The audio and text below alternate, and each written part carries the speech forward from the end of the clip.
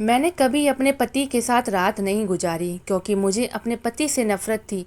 फिर एक रात मैंने सारी हदें पार करके अपने 3 दोस्तों को घर बुलाया और फिर नशे की हालत में तीनों दोस्तों से मिलकर मेरे साथ। ज़रूरी नहीं कि इंतज़ार सिर्फ अपने पसंदीदा चीज़ों का ही किया जाए, कभी कभी हमें उन चीज़ों का भी इंतज़ार करना पड़ता है जिनसे हमें नफ़रत होती है। इसलिए मैं भी आज दुल्हन बने बैठे अपने सबसे नापसंदीदा इंसान का इंतज़ार कर रही थी। वह नापसंदीदा इंसान कोई और नहीं बल्कि मेरा पति था, जिससे अभी थोड़ी देर मेरा विवाह हुआ था। मेरा आलीशान कपड़ा खूबसूरती से सजा हुआ था, लेकिन काश कमरे की तरह मेरा हमसफ़र भी खूबसूरत होता। लेकिन ऐसा नहीं था। मैंने अपना कपड़ा भी नहीं बदला था, ना ही जेवरात से खुद को आज़ाद किया था। दिल तो चाह रहा था कि इंसान के दिए हुए जेवरात को नोच कर फेंक दूं, उसका दिया हुआ कपड़ा भी फाड़ फाड़ कर अपने शरीर से जुदा कर दूं। मैं अपनी बर्बाद जवानी में गम में थी। मैं अपनी इन्हीं सोचों में डूबी थी कि दरवाज़ा खुला और मेरा पति अंदर दाखिल हुआ। मैंने जानबूझकर अपना हुलिया नहीं बदला था ताकि मैं उसे ऐसा दिखा सकूं कि मैं कितनी खूबसूरत हूं और वह मेरे मुकाबले में कितना आम सा है। जब वह मेरे करीब आकर बैठा तो मुझे हुर के गले में पड़ा हुआ लंगूर मुहावरा याद आया। अपने हालत पर सादिक लगा था। ये उसने उसने मुझे देखकर मेरी तारीफ़ की। मैं बहुत खूबसूरत लग रही हूँ। तो बदले में मैंने कहा कि हाँ, मैं बहुत खूबसूरत हूँ, लेकिन तुम मेरे लायक नहीं हो। काश मैं भी तुम्हारी तारीफ़ के जवाब में तुम्हें खूबसूरत कह सकी, लेकिन शायद अफसोस कि तुम इस बात के लायक नहीं हो कि तुम्हारी तारीफ़ की जाए। ऐसा कहकर मैंने उसके दिए हुए तमाम जेवरात नोच फेंकी, अपना हेयर स्टाइल उजाड़ दिया। फिर उसके दिए हुए कपड़े बदलने के लिए ड्रेसिंग रूम में चली गई। फिर मैंने 1 लाख वाला मेकअप साफ़ किया और अपना चेहरा आईने में देखने के बाद दोनों हाथों में चेहरा छुपाकर फूट फूट कर रोने लगी। मैं जानबूझकर वॉशरूम से देर से बाहर निकली ताकि मेरा पति सो जाए, लेकिन वह बाहर आई तो वह कमरे में नहीं था। मैंने भगवान का धन्यवाद किया और कमरे का दरवाज़ा लॉक करके सो गई। मैंने सोचा था कि वह मुझे बहुत हंगामा करना पड़ेगा और अपने पति से बहुत बुरी तरीके से पेश आना पड़ेगा ताकि वह मेरे पास ना आए, लेकिन मुझे ऐसा कुछ भी नहीं करने की ज़रूरत पड़ी। वह खुद ही खामोशी से एक तरफ हो गया। उसने मेरे मामले में किसी किस्म का ज़बरदस्ती नहीं किया था। मैं बहुत ज़्यादा खूबसूरत थी, लेकिन मैं एक मिडिल क्लास घराने से थी, और जब मेरे लिए एक बहुत ही अमीर औरत ने अपने बेटे का रिश्ता लेकर आई तो सब ने अच्छा समझकर उसे कबूल कर लिया। जब मैंने लड़के की शक्ल देखी तो वह मुझे एक आंख भी नहीं भाया था। उसके पास पैसे के अलावा कुछ भी नहीं था। वह बहुत खूब बदसूरत था। मैंने बहुत हंगामा किया, लेकिन घर वालों ने मेरी एक भी ना सुनी, क्योंकि वह सब पैसे के मरे हुए थे और उन्हें इस अमीर घराने की सूरत में अपना भविष्य बेहतर महसूस हो रहा था। और मेरी सास को अपने बेटे के लिए चांद सी दुल्हन चाहिए थी, और मेरी खूबसूरती देखकर वह मुझे अपनी बहू बनाने के लिए मंचल उठी। जब मेरे घर अपने घर वालों ने बस नहीं चला तो मैंने तय कर लिया कि मैं उन दोनों माँ बेटे का जीना तंग कर दूंगी, क्योंकि उनकी वजह से मेरी ज़िंदगी बर्बाद हुई है। कि दोनों ने मेरे करीब का फ़ायदा उठाया, अपने दौलत की नुमाइशें करते हुए मुझे खरीद लिया था। मेरे जज्बात और मेरे एहसास को किसी ने कोई फ़र्क नहीं किए। मेरी सास ने मेरे मायके वालों को बहुत सारे पैसे दे दी थी, और मैंने अपने मायके वालों को हर किस्म का रिश्ता ख़त्म कर दिया था और उनसे कहा था कि आगे ज़िंदगी में उनकी शक्ल भी देखना पसंद नहीं करूँगी, क्योंकि उनकी वजह से मेरी ज़िंदगी बर्बाद हो गई है। मैं जितनी खूबसूरत थी और मुझे पैसे की नहीं अच्छी शक्ल सूरत की ज़रूरत थी। पैसा तो कोई भी ना कमा सकता, लेकिन अच्छी शक्ल सूरत हर किसी के पास नहीं होती। इस ज़बरदस्ती शादी के बाद मैं बदमाशी ऊपर उतर आई थी। मैंने फैसला कर लिया था कि मैं घर को तहस नहस कर दूंगी, इस घर को मालकिन की सुकून ख़राब कर दूंगी। यह घर देखने में बहुत खूबसूरत और आलीशान था, लेकिन जितना बड़ा यह घर था उतना ही मुझे इसके अंदर रहने घुटन महसूस हो रही थी। सच कहते हैं, इंसान का जहाँ दिल ना लगे वहाँ कितना ही सुकून क्यों ना हो, कोई फ़ायदा ही नहीं होता। इस घर में नौकर चाकर थे, जिनकी की हर सुख सुविधाएं मौजूद थी, लेकिन वह नहीं थे जिसकी मुझे ज़रूरत थी। मेरी माँ ने मुझे कहा था कि मर्द की शक्ल कौन देखता है, तो मैंने कहा था कि मुझ जैसी खूबसूरत पत्नी को ज़रूरत पति की शक्ल देखती है।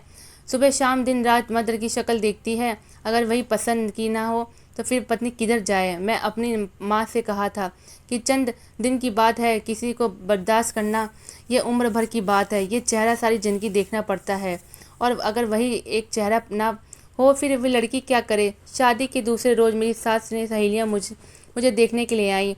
तो वो कहने लगी, सामने खूब हंगामा किया कि जिसकी वजह से मेरी सास को बहुत ही शर्मिंदगी का सामना करना पड़ा। मैंने सोचा इस हंगामे के बाद मेरी सास किसी को घर बुलाना छोड़ देगी, अब ये दोबारा किसी को घर नहीं बुलाएगी। और वैसे ही हुआ। सास ने दोबारा किसी को घर नहीं बुलाया। सास की हालत देखकर मुझे कुछ सुकून मिला था। जो लोग मुझे बर्बाद किए थे उन्हें परेशान करके मुझे सुकून ही तो मिलना था। मैं बदतमीज़ी पर उतर आती थी, वह लोग शरीफ लोग थे इसलिए खामोश हो जाते थे। मैंने सोचा था कि मैं उन्हें इतना तंग कर दूंगी कि आगे इस 7 नस्लों तक यह लोग कभी भी किसी गरीब लड़की के मजबूरी का फ़ायदा उठाने के पहले 1000 बार सोचेंगे। जब मुझे सब में भी चैन ना मिला तो मैंने एक नया काम शुरू कर दिया। मैं रोज़ाना शाम को छोटे कपड़े पहनकर ड्राइवर के साथ घर से निकल जाती और सारी रात बाहर गुजारती। सुबह के टाइम वापस आती। मैंने ऐसी जगह को चुन लिया था जहाँ मैं अमीर लड़के और लड़कियाँ जाते थे। शहर में इस तरह की बहुत सारी जगह थी जो कि खास अमीर नौजवानों के लिए बनाई गई थी और वह लोग वही सारी रात गुजारते थे। दूसरे देशों में ऐसी जगहों में नाइट क्लब का नाम दिया जाता था, लेकिन हमारे देश में ऐसी जगहों में कोई खास नाम नहीं था। हमारे देश में ऐसी जगह को छुपाकर इस्तेमाल की जाती थी ताकि कोई पुलिस का छापा ना लग जाए। मैं भी ऐसे ही एक नाइट क्लब का हिस्सा बनती जा रही थी। मैं रोज़ाना रात को वहाँ जाती थी और फिर वहाँ बैठकर सबको देखती थी।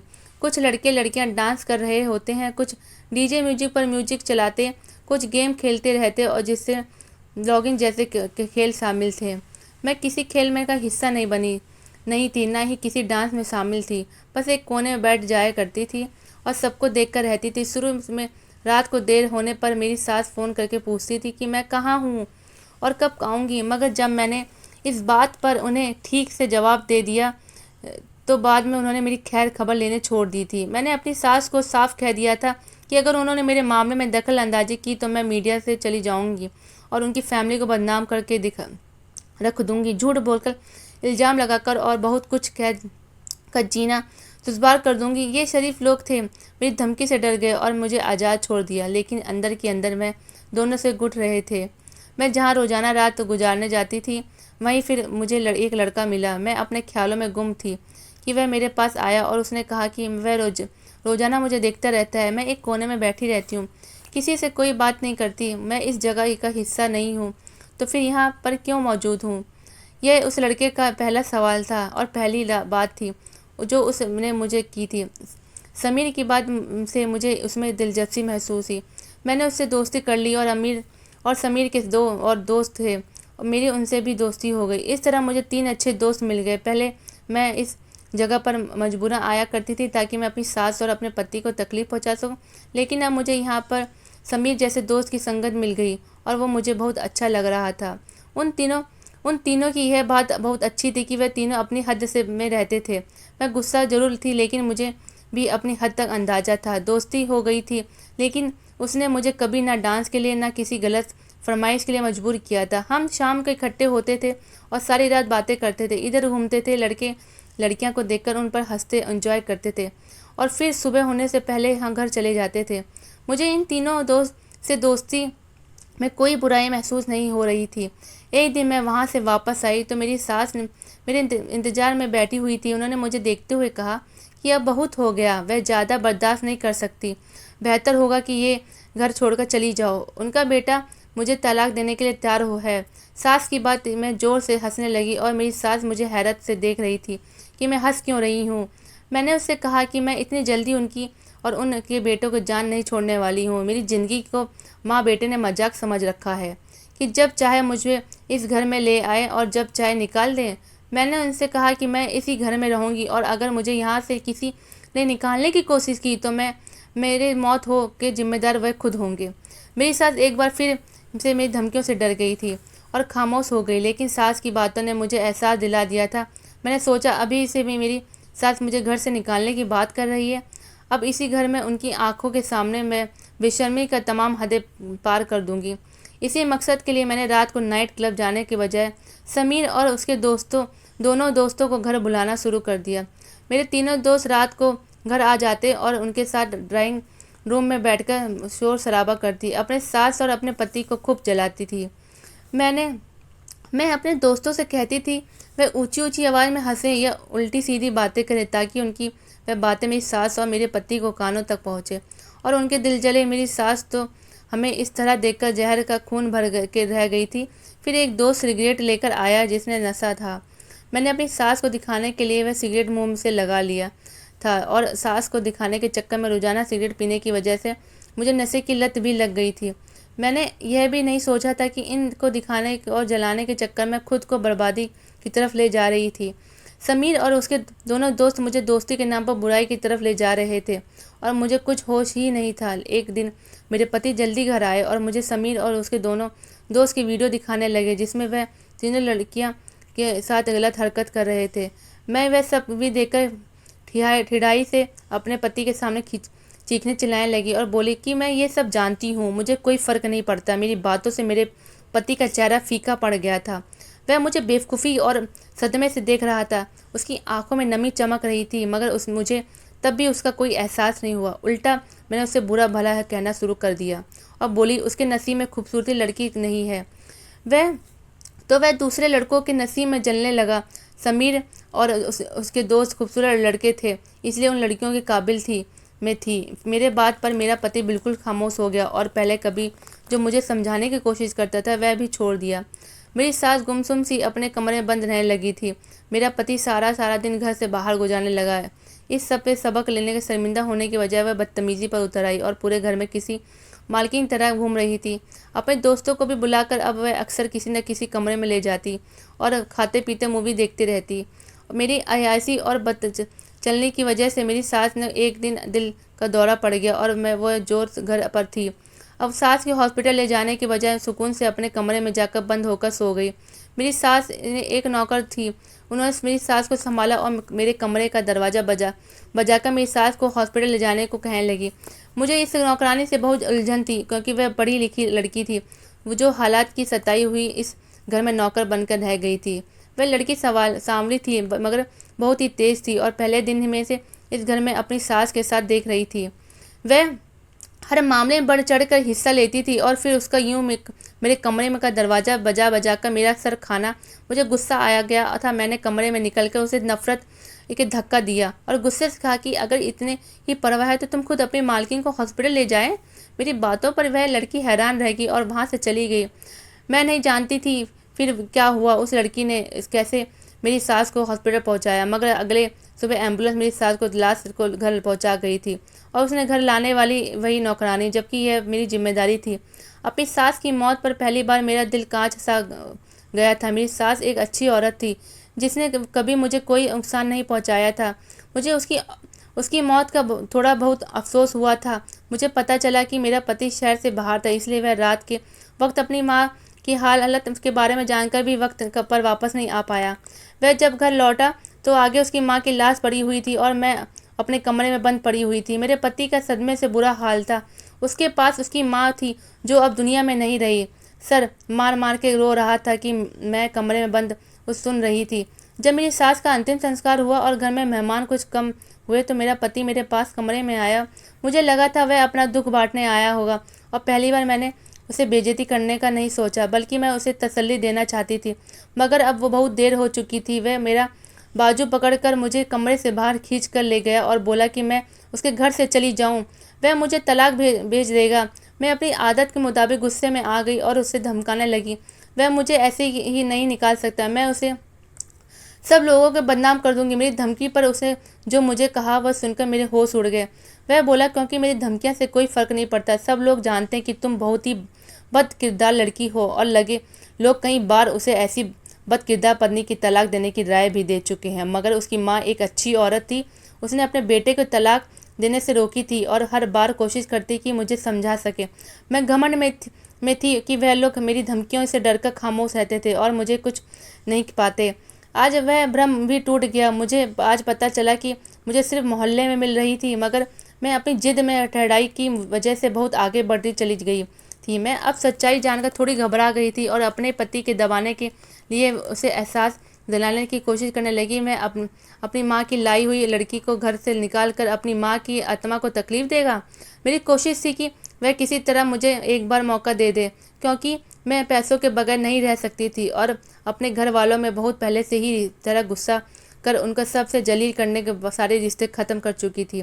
मेरी बात पर मेरे पति ने नफ़रत से मुझे देखा और कहा, मेरी माँ तुझ जैसी लड़की को लाकर खुद ही पछतावे में थी, इसलिए उसकी आत्मा कभी बेचैन नहीं होगी।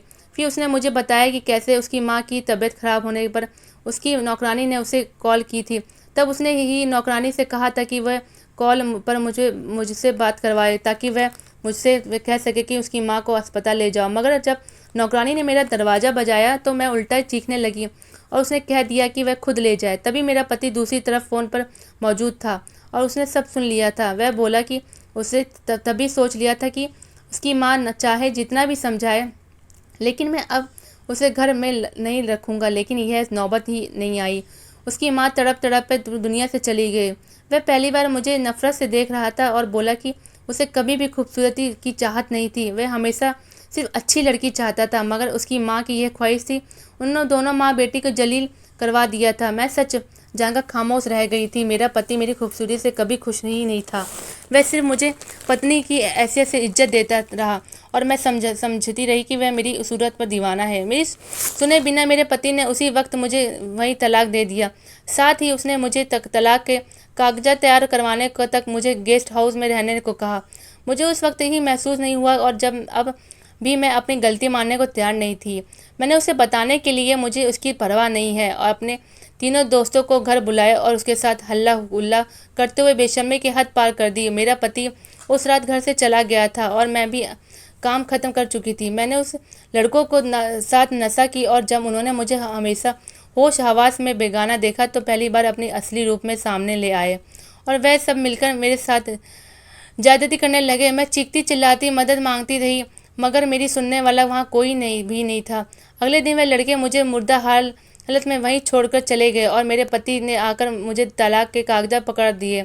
मैं तलाक के कागज लेकर भी उस हालत में नहीं थी कि वह वहाँ मैं कहीं जा सकती। मैं अपनी किस्मत पर रो रही थी। अपनी इज्जत गंवाकर मुझे एहसास हुआ था कि क्लब में नशा करने वाले लड़के कभी दोस्त नहीं हुआ करते, जबकि उनकी असलियत तो मेरा पति बहुत पहले से ही मुझे बता चुका था। मगर मैं जिद में अंधी हो गई थी और अपनी इज्जत को खुद उन लड़कों के हवाले लेकर बैठी थी। फिर पूरा एक हफ्ता मैं वहाँ पर बस पड़ी रही थी और नौकरानी मेरे आगे खाना फेंक कर चली जाती थी।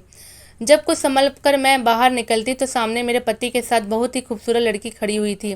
वह मुझे देखकर खिसक गई। मेरे पति ने उसे बताया कि यह मेरी पहली पत्नी है जिसे मैंने तलाक दे दी है और अब इसका मेरे घर में कोई हक नहीं है।